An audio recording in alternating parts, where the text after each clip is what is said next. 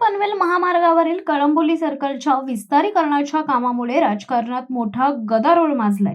ज्या ठिकाणी उड्डाणपूल बांधण्याचे काम सुरू होणार आहे त्याच भागात अवघ्या 6 महिन्यांपूर्वी पालिका प्रशासनाने लाखो रुपये खर्च करून बांधलेले सार्वजनिक शौचालय आणि आधुनिक बस थांबा आता तोडावा लागणार आहे।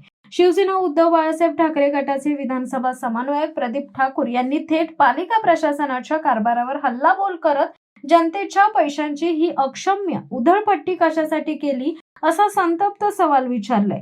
कळंबोली सरकार विस्तारीकरणाचे काम आता अंतिम टप्प्यात असताना पालिकेने तब्बल 30 ते 35 लाख रुपये खर्चून शौचालयाचे आणि लाखो रुपये खर्चून बस थांब्याचे नवीन बांधकाम केले।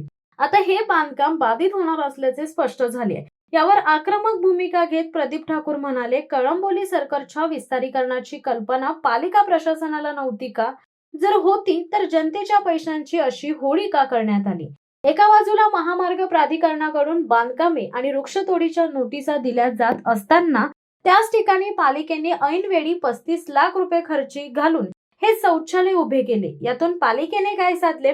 प्रदीप ठाकूर यांनी मागणी केली आहे की नागरिकांच्या करातून जमा झालेल्या पैशांची ही उधळपट्टी करणाऱ्या संबंधित अधिकाऱ्यांवर आणि प्रशासनावर त्वरित कारवाई झाली पाहिजे। नवीन बांधकाम तोडण्याची वेळ आल्याने सर्वसामान्य नागरिकांमध्येही संतापाची लाट पसरली आहे। शिवसत्ता टाइम्स न्यूज ब्युरो पनवेल।